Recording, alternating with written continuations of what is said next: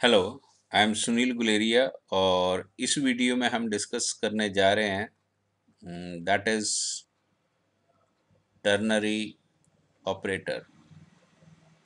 और ये जो टर्नरी ऑपरेटर है हमारे पास वो हम अभी सी में डिस्कस करने जा रहे हैं। हमने ऑपरेटर्स में डिस्कस किया है कि जो ऑपरेटर्स हैं वो यूनरी हैं, बाइनरी हैं। अब हम टर्नरी को डिस्कस करने जा रहे हैं। तो जब हम टर्नरी की बात करते हैं इट मीन्स कि इस ऑपरेटर को ऑपरेट करने के लिए 3 ऑपरेंड्स चाहिए। तो सबसे पहले आपने ये माइंड में रखना है कि इसको ऑपरेट करने के लिए 3 ऑपरेंड्स चाहिए। इसको अगर आपने यूज़ करना है तो पहले आपको इफ़ एल्स का भी नॉलेज हो तो थोड़ा सा और क्लैरिटी हो जाएगी, लेकिन अभी जस्ट आप इसको वॉच करें, देखें कि टर्नरी ऑपरेटर होता है और इसमें कौन सा ऑपरेटर के सिंबल्स क्या हैं और इसको कैसे हम यूज़ करते हैं, माइंड में रख लें। आगे जाके हम इनके प्रैक्टिकल्स और इसको थ्रू प्रोग्राम्स भी समझेंगे।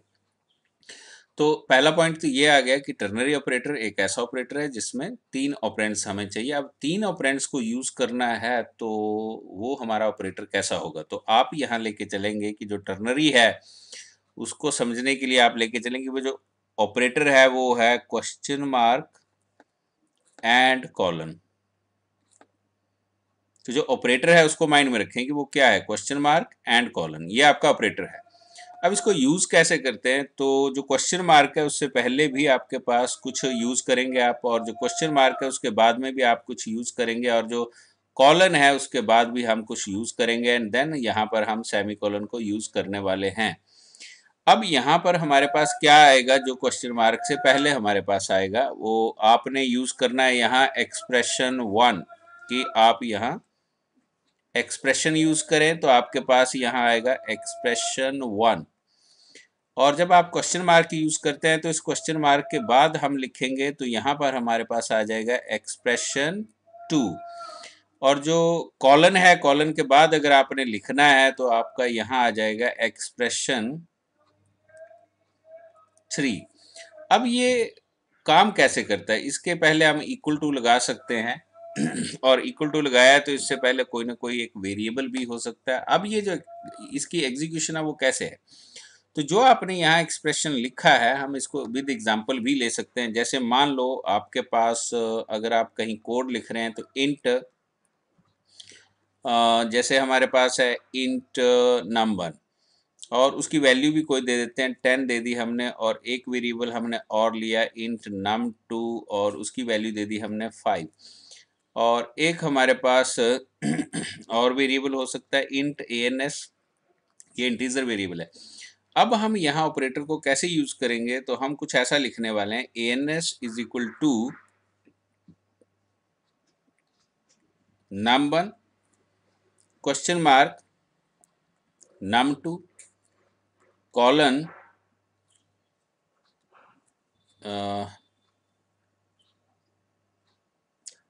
now what we have to do, I have to change a little bit because I have to put the condition here.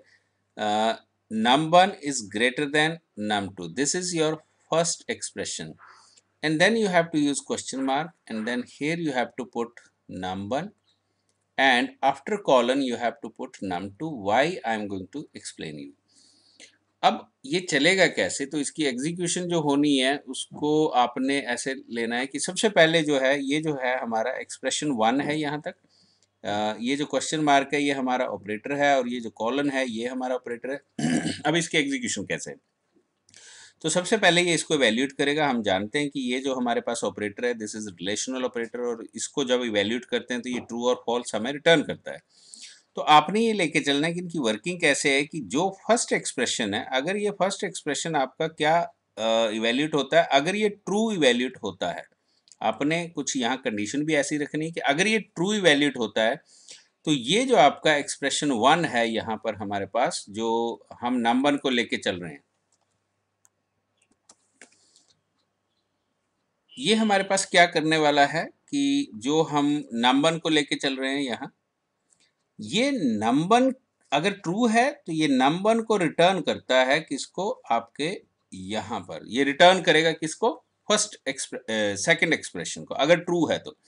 सो इसका मतलब है कि अगर यहाँ पर आप वैल्यू चेक करें तो हमारे पास नंबर में वैल्यू क्या 10, तो ये चेक करेगा 10, 10 greater than what, that is 5। तो हमारे केस में ये क्या हो जाएगा, 10 is greater than 5, yes it is true, it is true. तो आपकी ये जो नंबर है, नंबर की वैल्यू जो एएनएस में स्टोर होगी, इट मीन्स कि नंबर में क्या पड़ा 10, तो एएनएस में 10 आ जाएगा। तो ये वाला एक्सप्रेशन जो चल जाता है जब आपका ये एक्सप्रेशन इवैल्यूएट्स टू ट्रू। और अगर ये एक्सप्रेशन हमारा जो फर्स्ट एक्सप्रेशन जो है, अगर ये बाय द वे हमारे पास फॉल्स होता है तो इसका जो एक्सप्रेशन नंबर हमारे पास 3 है वो इवैल्यूएट होता है। ये तब इवैल्यूएट होता है जब आपका एक्सप्रेशन 1 फॉल्स होता है। अगर ये फॉल्स होगा तो क्या होगा कि आपका नम 2 जो है वो आपका रिटर्न होगा। तो इस केस में अगर अब हम इसको फॉल्स करना चाहें तो हम क्या कर सकते हैं, इसकी वैल्यू 50 करेंगे। और अब इसको चेक करें तो जब ये इसको चेक करेगा इस वाले को, तो क्या यहाँ क्या हो जाएगा, नंबर की वैल्यू क्या 10, 10 इज ग्रेटर देन 50। तो 10 इज ग्रेटर देन 50 क्या हो गया, फॉल्स हो गया। अगर ये फॉल्स है तो अब जो num2 की वैल्यू है वो है 50। अब ये 50 जो है वो इस एएनएस में स्टोर होगा 50। तो जब भी ये एक्सप्रेशन आपका इवैल्यूएट होने वाला है, ये जो सारा एक्सप्रेशन जो आपने लिखा है ये वैल्यूएट होता है, तो हमें इसमें से ग्रेटेस्ट नंबर मिल सकता है। तो इस तरह से हम इसे यूज़ कर सकते हैं और इस एएनएस को फिर आप आगे जाके आप प्रिंट भी करवा सकते हैं।